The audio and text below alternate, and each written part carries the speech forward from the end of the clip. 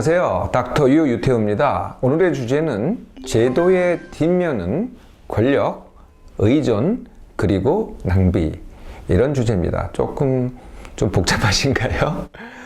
의사인 닥터 유가 가끔가다 이렇게 사회에 대해서 얘기를 하죠. 네, 뭐 조금 엉뚱한 소리로 들리시더라도요. 네, 그냥 한번 들어봐 주세요. 저는 진짜 전문가는 아닙니다만은 제가 그동안 보고 느끼고 관찰한 바를 말씀드리고자 하는 것이거든요. 꼭 정답이 아닐 수도 있습니다. 제도라는 것은 관습, 도덕, 법률 따위의 규범 또는 사회 구조의 체계, 이런 걸 이제 제도라고 하죠. 네, 이게 이제 사전적 의미입니다. 관습은 어떤 게 있겠어요? 물론 관습이라는 건 우리가 이제 이렇게 글로 잘 안 써 있어요. 성문화되어 있지 않죠. 우리가 제사를 지낸다, 아니면은 민속신앙, 무당과 이런 거 한다. 이거 다 관습이겠죠. 또는 이런 말도 쓰죠. 우리가 남이가. 네, 우리가 남이가. 이것도 관습입니다. 어디 이게 옳다고 써 있는 데는 없거든요. 도덕. 이 도덕이라는 건 뭘까요? 네, 도덕의 정의, 도덕이라는 것은 그 근본에는 뭐가 있냐? 옳다 그르다잖아요. 도덕이라는 것은 맞다 틀리다 옳다 그르다잖아요. 근데 그 기준이 뭐냐? 다수의 이익에 맞다 틀리다입니다. 옳다 그르다. 네, 그 다수의 이익에 맞춰서 옳다 그르다가 바로 도덕인 거죠. 법률이 있습니다. 네, 법률은 헌법도 있고 각종 민법, 상법 이런 것도 있고요. 그다음에 시행령, 시행규칙 이런 것들이 쭉 나오잖아요. 네, 이 법은요 반드시 규제가 따릅니다. 네, 그게 규제예요. 법이라는 건 한마디로 말하면 규제라고 보면 되거든요. 네, 규제의 대가가 있습니다. 규제의 대가는 이러한 법률의 대가는 첫째, 처벌입니다. 어겼을 때 처벌이 들어오죠. 아니면은요, 그렇게 맞춰서 했을 때 지원을 합니다. 네, 많은 이제 국가의 이 세금을 걷어서 그런 게 맞춰지면은 지원을 하죠. 보육을 지원한다든지, 대학에다 지원한다든지, 연구부에 지원한다든지, 이런 것들이 이제 바로 법률입니다. 그게 법 없이 하는 건 아니거든요. 그 다음에 체계라는 게 있습니다. 이것도 이제 제도죠. 좀 더 이제 광의가 되겠어요. 민주주의, 네, 또는 사회주의, 또는 신자유주의, 자본주의, 이런 것들이 이제 말하자면은 이걸 체계라고 합니다. 시스템이라고도 하죠. 이렇게 이제 사회 전체를 다루는 제도도 있는가 하면은 그보다 작은 모임이라든지 회사라든지 여기에도 반드시 또 제도가 있습니다. 그게 또 정관 또는 회칙 이런 것들이죠. 아니면은요, 회사의 경영진이 내놓는 경영 방침, 네, 이런 방향으로 하겠다. 이것도 알고 보면은 제도입니다. 이러한 제도는요, 네, 크게 세 가지 특징을 갖습니다. 네, 첫 번째는요, 이 제도라는 것은 한 사람한테 적용되는 게 아니라는 거죠. 반드시 다수한테 적용이 됩니다. 근데 그 제도를 만들 때요, 소수, 한 사람으로 시작되기도 하긴 해요. 요즘 신문지상을 떠들썩하게 했던 세모녀 그 사건이 있었잖아요. 그러고 나서 세모녀법이라는 게 생겼는데, 그러니까 소수에서 시작이 됐죠. 그러면서 다수한테 해당이 되는 겁니다. 예, 그래서 다수가 이제 대상이 된다는 거고요. 이 다수를 정할 때는 반드시 어떠한 이 규정이 있어요. 정의하는. 그러니까 거기에 맞는 사람들은 다 다수가 되는 거죠. 예를 들면은 기초생활수급자, 네, 이렇게 이제 정의를 하는 거죠. 또는 보험 대상자, 보험을 든 사람들, 그러니까 보험을 들어야만 대상이 되는 거죠. 그러니까 이게 정의가 됩니다. 특별하게. 예를 들면은 같은 회사원이라는 정의가 들어가죠. 또는 같은 단체에 소속된 사람, 이게 정의가 됩니다. 또는 같은 교회에 다니는 사람, 그러면 이제 또 정의가 되는 거죠. 이렇게 다수를 대상으로 하는 게 제도입니다. 두 번째는요, 그 제도를 항상 만든 사람이 있어요. 네, 그 제도를 만든 사람이 있고, 그 만든 사람이 만들거나 시행한 사람이 그 권력을 갖게 됩니다. 이게 또 제도의 특성이 되죠. 세 번째는요, 일단 제도가 만들어지잖아요. 그러면 참 변화하기가 이게 쉽지가 않아요. 처음에 어떤 상황에서 그 대상자한테 이제 제도를 만들었어요. 그 구성원에 해당되는 구성원에 해당되는 제도를 만들었는데, 구성원들이 이제 변했어요. 여러 가지 이유로. 그런데도 제도는 잘 안 변합니다. 네, 그게 왜 그러냐면은 이미 그 제도를 통해서 이익을 보는 사람이 있어요. 네, 그게 제도를 만든 사람이 됐던 뭐가 됐던 간에 이익을 보는 사람이 있거든요. 그 이익을 보는 사람들이 그 제도의 변화에 저항을 합니다. 네, 그러다 보니까 잘 안 변하게 되죠. 또 이런 경우가 있어요. 제도가 너무 많으면은요, 이게 얽히고 설키고 해서 거꾸로 제도에 덫에 걸리는 거죠. 뭘 A를 하려고 그러면 B가 걸리고, B를 하려고 그러면 C가 걸리고, C를 하려면 D가 걸려요. 그렇게 되는 거죠. 너무 복잡해지면은요, 뭘 바꾼다는 게 정말 뭐, 이게 굉장히 좋은 일이고, 네, 많은 혜택을 가져온다 그래도 참 바꾸기가 어려운 겁니다.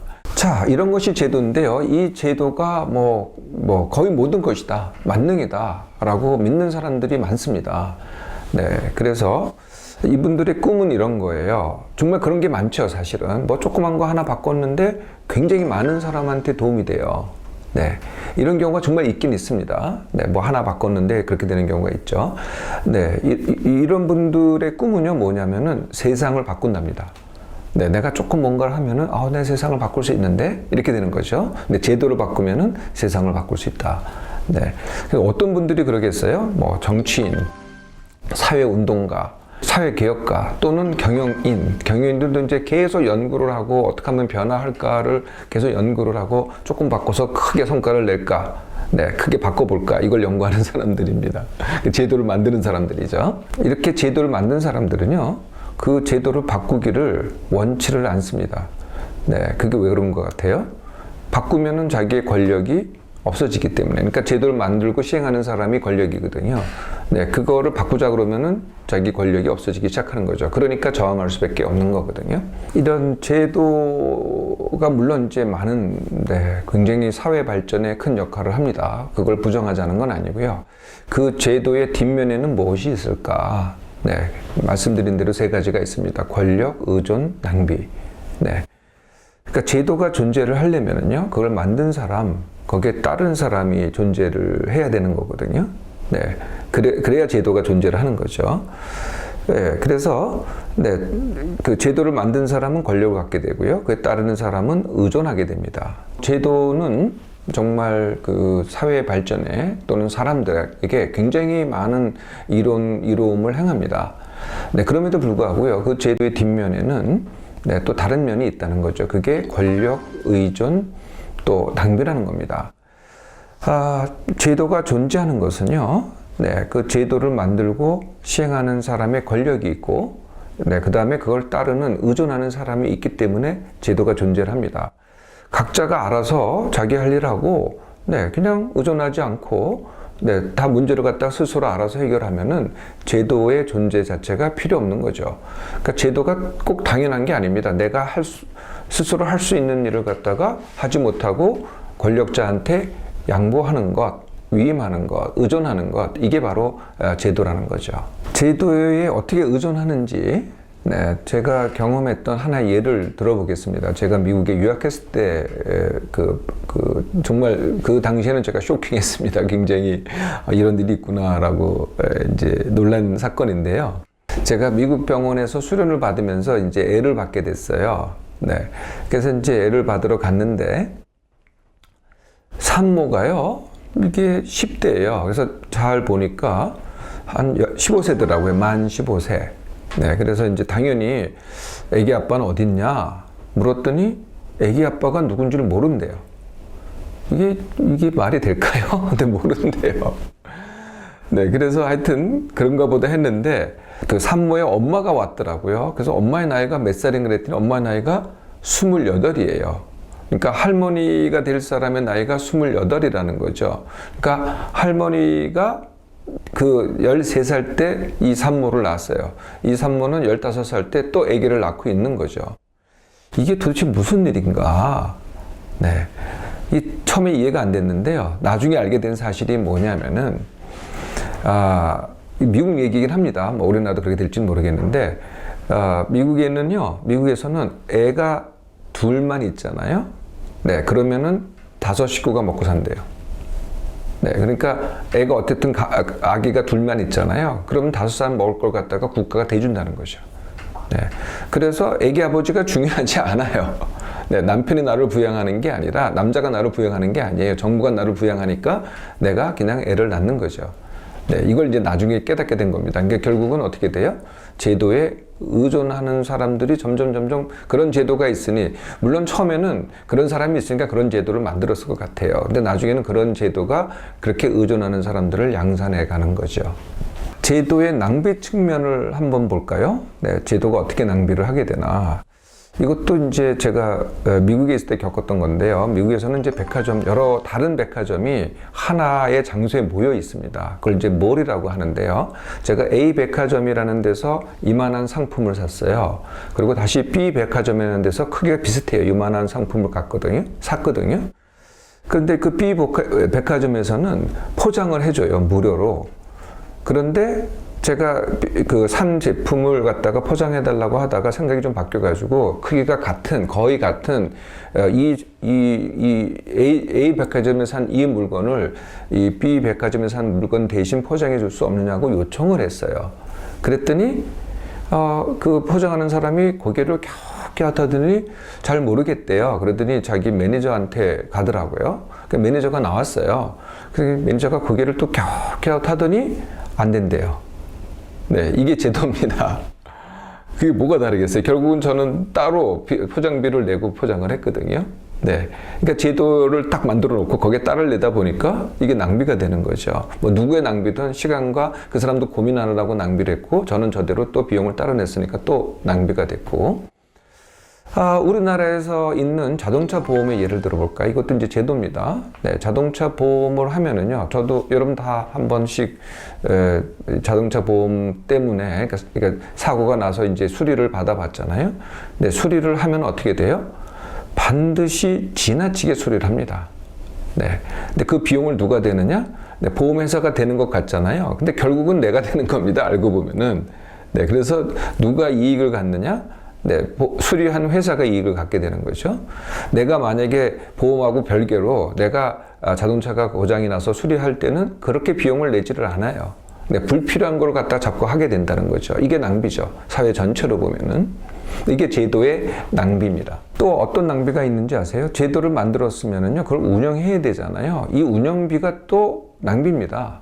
네, 이게 이제 또 비용으로, 거기에 또 많은 비용이 들어가잖아요. 이 자체도 낭비가 되는 거죠. 그렇게 안 했으면은, 스스로 했으면은 그런 비용이 안 들고 불필요한 비용이 안 드는데 우리가 자꾸 낭비를 하게 되는 거죠. 제도에는 이런 이제 뒷면이 있는데요. 그러면 이게 어떻게 하면 좋을까요? 저는 제도를 잘 아는 사람은 아닙니다. 그냥 제의 그 상식선에서 이렇게 하면 어떨까 이런 생각을 해봅니다. 그게 돌봄과 규제 제도에서 방목의 제도, 이렇게 바꿔보자는 거거든요. 방목이라는 뜻은 여러분 잘 아시죠? 네, 그래서 울타리만 쳐놓고 그 안에서는 마음 놓고 뛰어놀게 하는 게 방목이거든요. 네, 이 방목을 하면은요, 네, 그 돌봄하고는 다르죠. 굉장히 다르죠. 굉장히 튼튼해지고 건강해지는 거 아니겠어요? 돌봄과 규제는 이렇게 다수를 이 대상으로 하니까 일률적이 될 수밖에 없잖아요. 반면에 이 방목의 제도는 전혀 일률적이 아닙니다. 그러니까 틀만 갖췄기 때문에, 위험만 제거하기 때문에 그 안에서는 구성원마다 다 다르게 하는 거죠. 다른 선택을 합니다. 네, 또 막 울기도 하고, 아니면 지가 일어나기도 하고, 싸우기도 하고, 여러 가지가 있겠죠. 네, 하여튼 구성원이 선택을 하고, 구성원이 성장해 나가는 거죠. 네, 이게 이제 다른 거거든요. 구성원들은요, 네, 이전에 그 돌봄과 규제 제도에서는 구성원이 의존을 한다 그랬잖아요. 근데 여기서는 의존이 없습니다. 스스로 선택하고 성장해 나가고, 만약에 구성원 사이에 갈등이 생기잖아요. 그럴 때도 네, 그냥 바로 제도로 가잖아요. 네, 제도에 의존하면은 제도로 가겠죠. 근데 이 방목의 제도에서는 바로 제도로 가는 게 아닙니다. 둘이 싸우던, 타협을 하던, 대화를 하던, 이렇게 해서 풀어나가는 거죠. 이게 이제 방목의 제도입니다. 이렇게 가면은요, 처음에는 상당히 더뎌요. 이게. 아무래도 문제도 많고 그런 것 같아요. 근데 처음에는 좀 더디고 문제도 많고 그런데요, 가면 갈수록 이게 탄탄해집니다. 돌봄과 규제는 항상 어떤 위험성이 있냐면은 이게 무너질 위험성이 더 큽니다. 왜냐하면 갈등이 다 커진다든지 이렇게 되기 때문에. 그런데 이 방목의 제도는요, 이게 탄탄하게 가기 때문에 잘 안 무너져요. 쉽게 안 무너진다는 거죠. 또 제도 자체가 돌봄과 규제의 제도는 잘 바뀌지 않는 속성을 갖고 있다 그랬잖아요. 혁명이 오기 전에는. 반면에 이 방목의 제도는요, 구성원이 성장을 하잖아요. 그럼 빠르게 제도를 바꿀 수가 있어요. 왜냐하면 큰 틀만 규제를 했기 때문에, 큰 틀만 정해놨기 때문에 빠르게 변화시킬 수가 있다는 거죠. 제도는요, 뭐 분명하게 사회를 성장시키는 방법입니다. 그런데 그 제도 내에서 내가 의존하고 정치하느냐, 아니면은 그 제도의 틀을 이용해서 내가 성장할 것인가, 이것은 나의 선택입니다.